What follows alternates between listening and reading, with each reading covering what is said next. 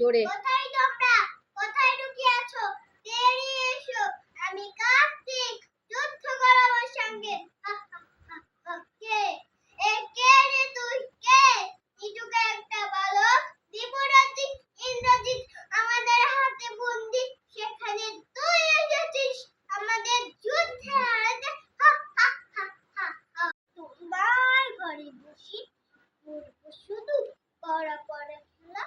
তুমি বলছো দুপুর এখন সাজে, না হয় যেন সত্যি হলো তাই। একদিনও কি দুপুর বেলা হলে বিকেল হলো মনে করছো না? হয়তো বেশ ভাবতে পারে মনে। সত্যি সূর্য ডুবেছি মাটির শিশি, বাগদি বুড়ি চুপড়ি ভরে নিয়ে শাক তুলেছে পুকুর ধারে এসে। আঠারো মাথার গাছের তলা কাল হয়ে এলো টিকি চাল।